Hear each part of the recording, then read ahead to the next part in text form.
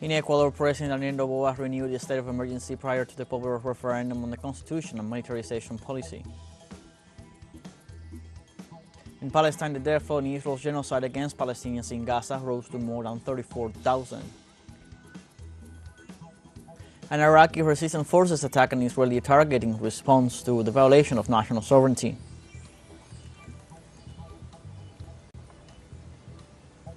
Hello, welcome to From the South. I'm Luis Alberto Matos from the TeleSUR studios in Havana, Cuba. We begin with the news. On Sunday, April 21st, Ecuador's President Daniel Noboa renewed the state of emergency prior to the popular consultations and referendum on the constitution and militarization policy in the country. The government declared a new state of exception justified by the alleged internal disturbance caused by the electricity sector emergency, which will be in effect for 60 days. The presidential decree establishes the activation of the armed forces and the national police under the promise of guaranteeing the security of critical energy infrastructure facilities. This is in spite of the rejection expressed by teachers and other sectors of society that oppose the policy of militarization and repression undertaken by the Ecuadorian president, considering that it generates greater violence than it actually controls.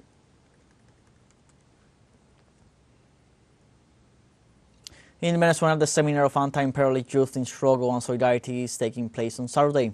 In this sense, the Executive Secretariat of ALBA-TCP and Simón Bolívar Institute affirmed that the purpose of these days of debates and discussions is to propose an agenda of anti-hegemonic actions among the peoples, in addition to creating strategies to combat a new form of intervention of U.S. imperialism in the region with sanctions against Venezuela and countries of the world, as well as to implement collective solutions to the real problems of the peoples and the construction of a new civic society.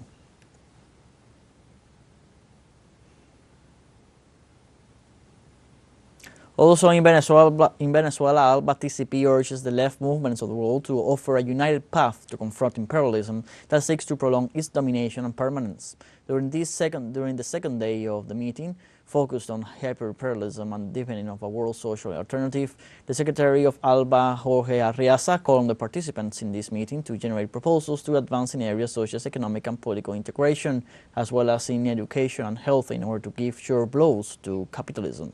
Arriaza urged the leftist movements to agree on concrete actions in the field and took as references the cases of imperialist control in Argentina and the support to Israel to attack Palestine.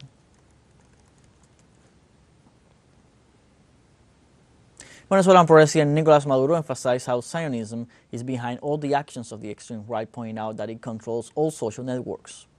Zionism is behind of the far right. Here in Venezuela are behind from the last name, from the Machado, from Capriles. All of them were out to make an applause for the genocides against the Palestinian people.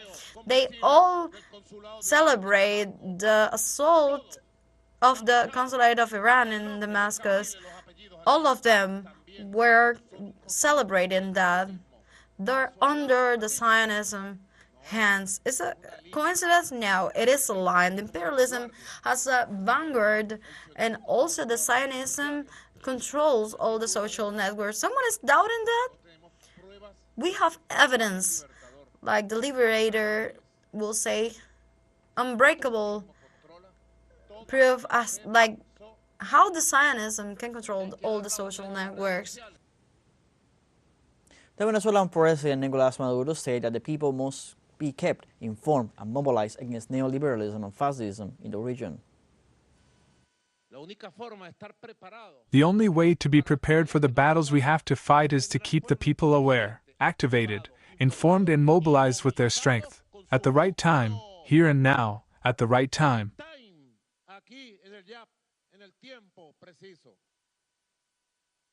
Those of us who are in the political power, and those who are in the resistance and popular struggle even more.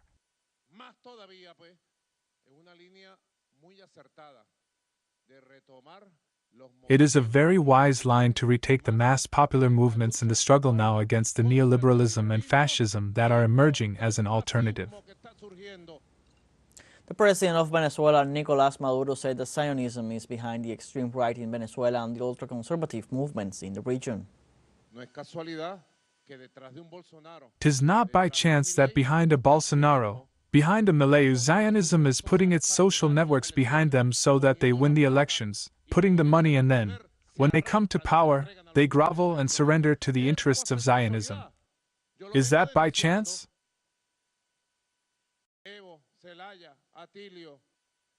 I have been denouncing it, Evo, Zelaya, Atilio, Abel, Compañeros, Joao Pedro. We have been denouncing it, but it seems as if it is not heard.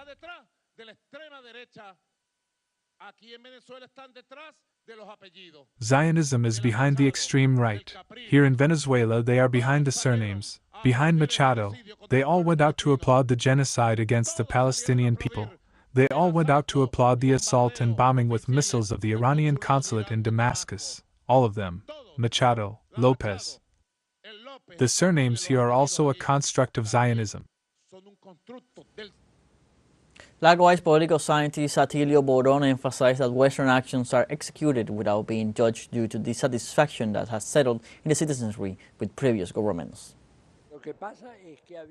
What has happened is that there has been, in a certain sense, a frustration of many projects of change in Europe and Latin America produced by, let's say, the excessive moderation of those projects, which have generated a very high level of social irritation.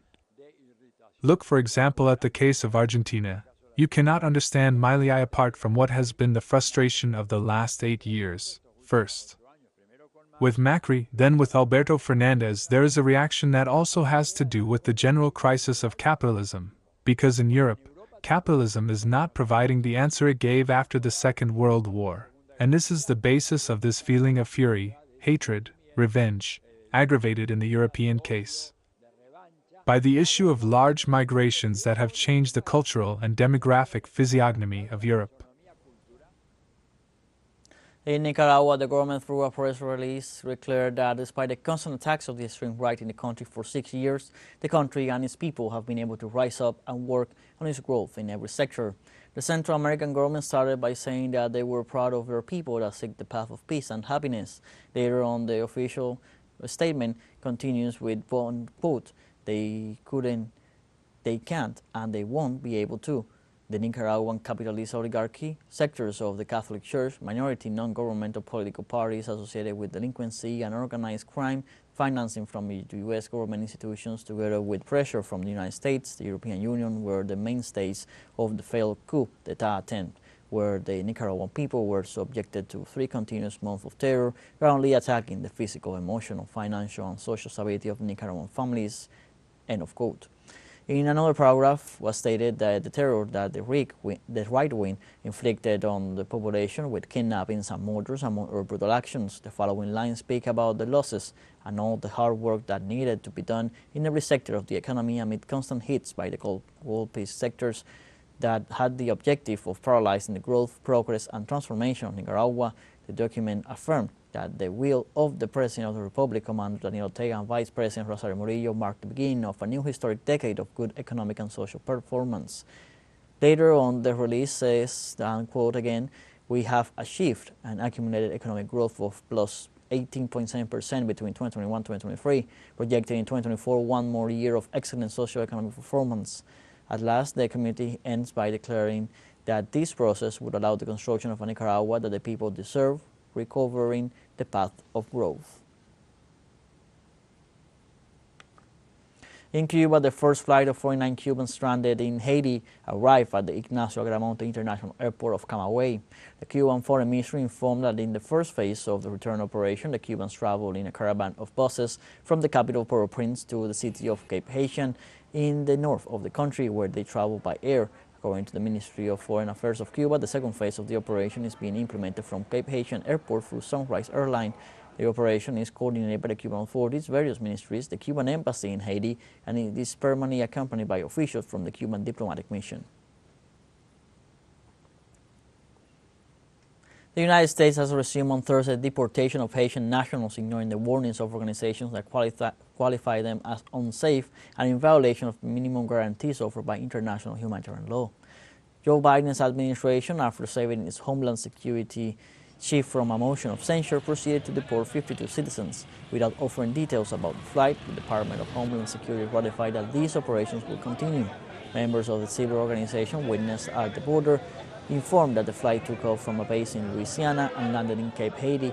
They denounced that they have even deported citizens who have been residing in the United States for 20 years, ignoring the serious humanitarian situation in the Caribbean nation.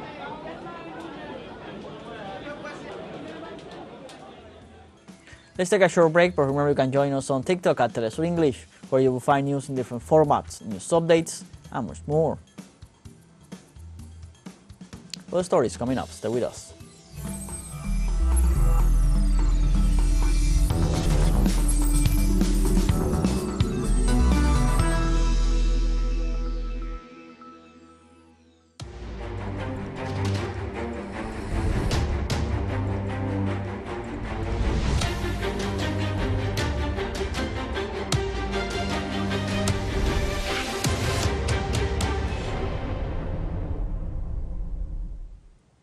Welcome back. In Palestine on Saturday, the number of civilians killed by the Israeli occupation forces in the framework of their genocidal operation against the Gaza Strip rose to more than 34,000. According to the Palestinian Ministry of Health, at least 37 civilians were killed in 4 Israeli massacres perpetrated during the last 24 hours, while 68 others were wounded, bringing the total number of wounded to more than 76,000 since October 2023.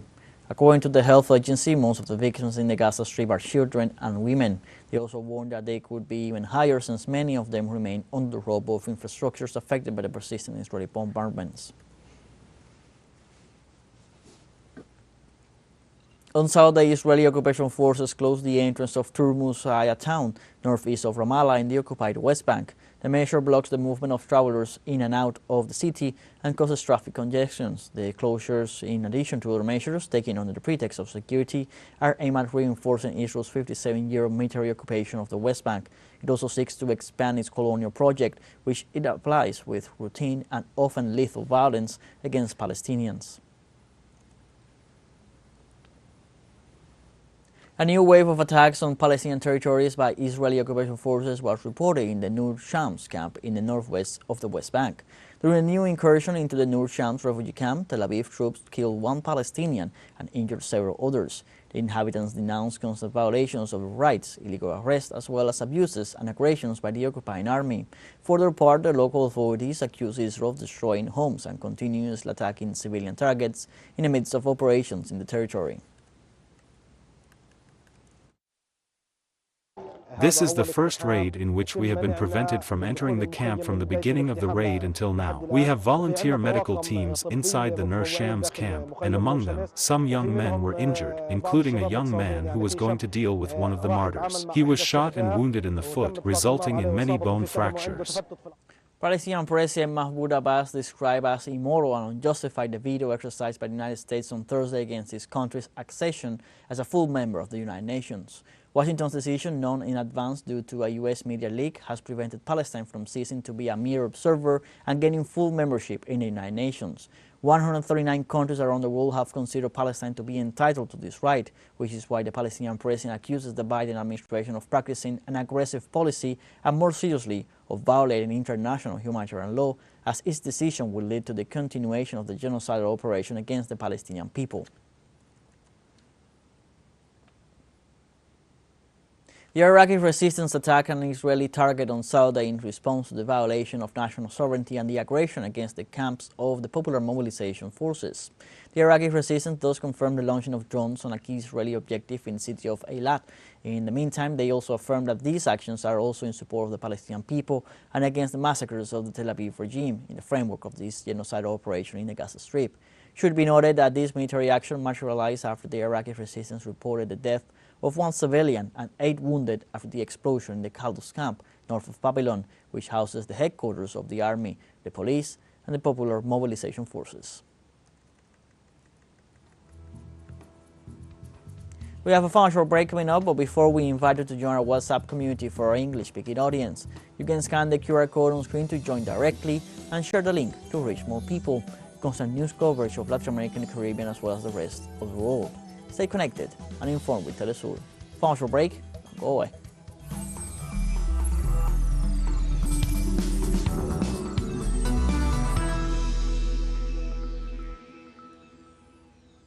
Welcome back. On Friday, the French police deployed an operation the 16th arrondissement of Paris in the vicinity of the Iranian consulate because of the presence inside the building of an individual suspected of carrying an explosive build. In this way, French police reported they arrested the man who threatened to blow himself up at the Iranian consulate.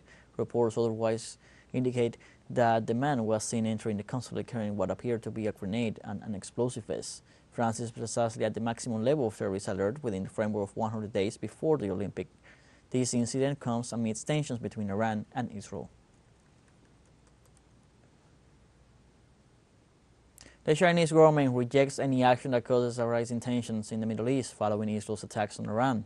Foreign Affairs Ministry spokesman Lin Yan made the remarks during a press conference following reports in several U.S. and Israeli media of an alleged attack on an Iranian air base.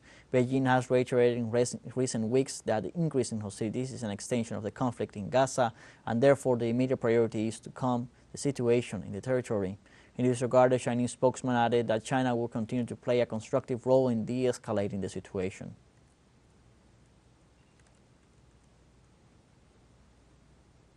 In Nigeria, at least 16 people died after the blast of an improvised explosive device in the northeast of the country. According to authorities, at least 16 people died and about 20 were injured in an explosion that occurred while they were traveling in a passenger bus that was hit by an explosive device in the town of Kokawa in the state of Borno. According to the authorities, the investigation of the incident is still ongoing, as the objective was for a military vehicle to drive over the device. The region is a frequent victim of terrorist groups, criminal gangs, and the Islamic State of West Africa. The growing insecurity in the region has resulted in thousands of kidnappings at the hands of terrorist groups and other criminal gangs who make their living from ransom payments following kidnappings.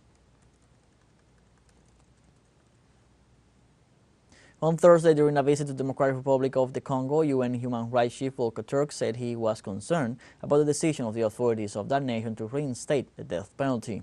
In this sense, at the end of a 4-day visit to the African nation, during which he met with President Felix Tshisekedi, the United Nations high official referred that the death penalty must be abolished worldwide. In March, Justice Minister Rose Mutombo announced that her government reinstated the death penalty against military personnel guilty of treason and those guilty of urban banditry causing death. Thus, the moratorium on the death penalty decreed in 2003 was lifted, while since then capital punishment pronounced mainly in cases involving military personnel or members of armed groups had been systematically commuted to life imprisonment.